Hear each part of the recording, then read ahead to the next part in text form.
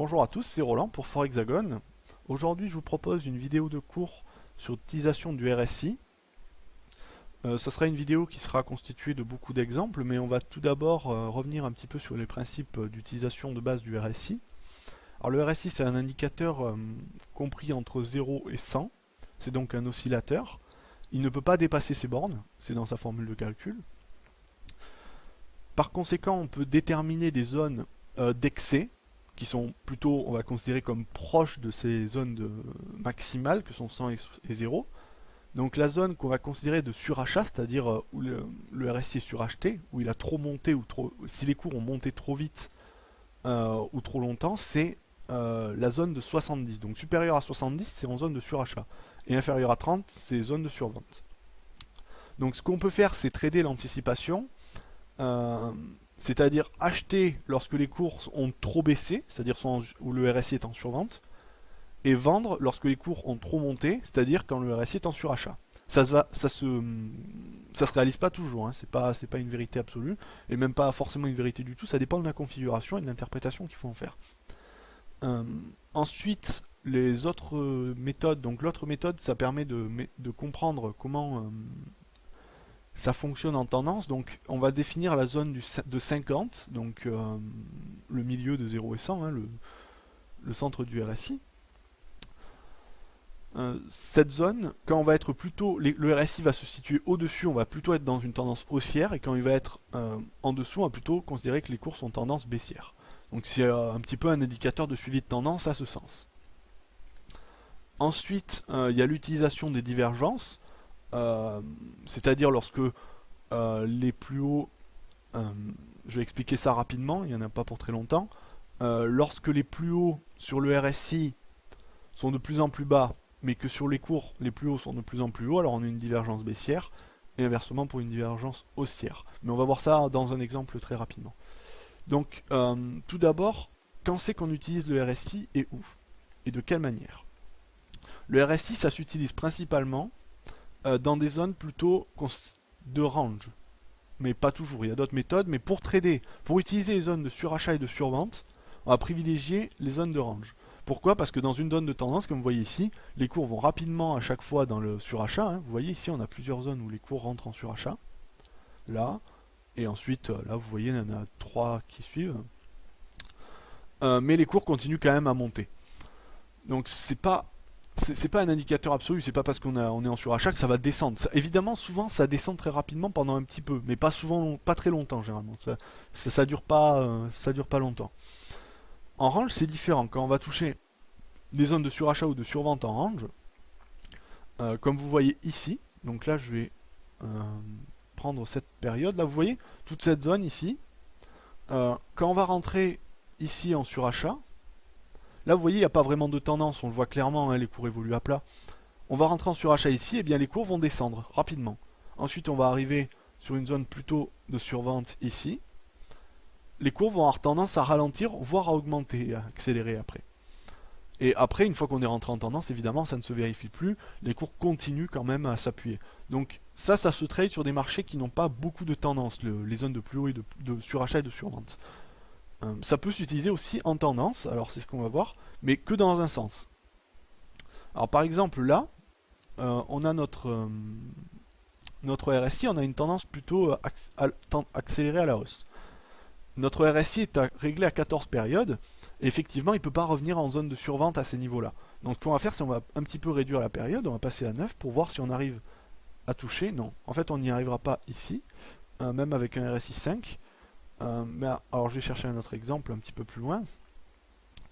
C'est-à-dire qu'ici il n'y a pas des tonnes de tendance. Là on va voir peut-être plus clairement le signal. Voilà, là on a une phase de tendance haussière claire. On va mettre un RSI à 5, donc les périodes préconisées sont 5, 9, 14 principalement. Et là voilà, là on a différemment, le RSI peut arriver à beaucoup plus d'amplitude sur des petites périodes. Et là vous voyez que l'intérêt, puisqu'on est en tendance haussière, on va trader que les rebonds à l'achat. Et on va chercher lorsque le RSI est en survente. Et là il est en survente ici. Et vous voyez que rapidement les cours ont accéléré puisqu'on est en tendance haussière. Ici, ça s'est vérifié aussi, hein, vous voyez. Là, on a eu une entrée en survente. on achète, les cours accélèrent à la hausse. Donc ça s'utilise dans cette tendance, mais que dans ce sens-là. Dans l'autre sens, trader les zones de surachat, c'est absolument inepte, comme vous pouvez le voir ici. Ensuite, donc, ce qu'on va pouvoir voir rapidement, c'est les divergences. Alors, on va remettre un RSI 14.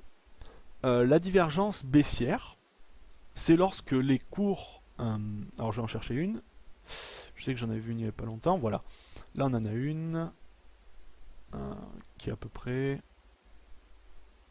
Oui, ici, on en a une pas trop mal. Les cours vont avoir tendance à marquer des plus hauts de plus en plus haut.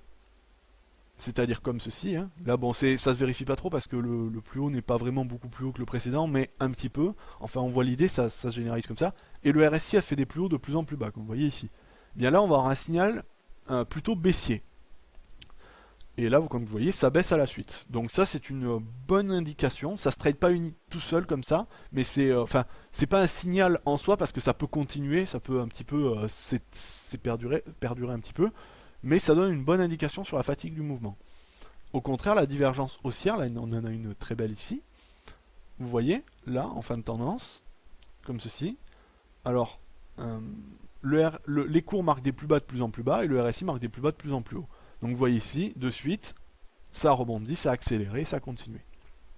Ça, c'est des divergences de retournement, des divergences qu'on appelle directes ou standards, ça dépend des personnes. Qui servent à trader des retournements. Maintenant, on va voir les divergences cachées. Alors, je vais essayer d'en trouver une ici. On devrait bien en trouver une quelque part. Ça se trade, les divergences cachées, contrairement à la divergence directe, ça se trade dans la tendance, contrairement. Enfin, c'est des continuations. Alors là, eh bien, on en a une très belle. Divergence haussière. Alors là, c'est en tendance haussière. On va avoir des plus bas de plus en plus haut sur le cours, mais des plus bas de plus en plus bas sur le RSI. Et là, comme vous voyez, accélération. Et puis là, ce qui est bien, c'est qu'on bénéficie de la force de la tendance. Donc on continue, on accélère dans son sens. Et là, c'est très intéressant. Et comme vous voyez, ça a continué à monter. Et puis ça pourrait se revérifier, on en trouverait une autre. Ça marche peut-être mieux à mon goût. Hein, c'est très subjectif, mais je trouve que ça marche un petit peu mieux que la divergence directe. Je vais essayer de trouver une divergence baissière. Il devrait bien en trouver une. Ben là, on en trouve une. Là, vous voyez, donc la divergence baissière, on a des cours qui marquent des plus hauts de plus en plus bas. Donc ça, c'est une divergence baissière cachée. Et un RSI qui marque des plus hauts de plus en plus haut. Et là, vous voyez que après ce pic, eh bien, les cours ont baissé clairement, ont continué leur baisse. Voilà. On en a une très belle autre, bien plus matérialisée encore, comme vous voyez ici. Là, on a des cours de plus en plus bas, bien que ça soit assez faible, hein, on se l'accorde. Et là, on a un RSI qui a vraiment beaucoup plus augmenté, et juste après, eh bien, ça continue à baisser. Donc c'est une technique de trading en continuation de la tendance.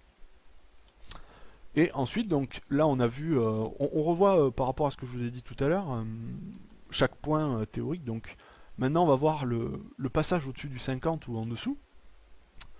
Bien, en zone de tendance, donc en phase de tendance, lorsque le RSI passe au-dessus de 50, on va considérer que les cours sont plutôt orientés en tendance haussière. Donc là, vous voyez que ici, il y a eu cassure de la zone des 50, on est passé au-dessus. Évidemment, ça se vérifie pas toujours. Mais pour une entrée en tendance, c'est assez bien quand même. C'est un bon indicateur. Après, vous voyez, des fois, ça peut toucher et y rester un petit peu. C'est quelque chose, ça, c'est comme pour les moyennes mobiles. La cassure d'une zone comme ça, on attend vraiment que c'est un petit peu démarré avant de se lancer. Là, vous voyez ici, on a eu une cassure à la baisse, et après, on a eu une continuation. Là, on pouvait considérer qu'on était plutôt rentré en tendance baissière, et effectivement, les cours ont continué à baisser. Voilà. Donc, après, c'est à chacun de voir, à regarder les graphiques et à étudier tout cela. Là, je vous ai exposé les principes de base d'utilisation du RSI. Après, il faut pratiquer. Voilà, j'espère que, encore une fois, cette vidéo vous a plu. Et je vous dis à bientôt.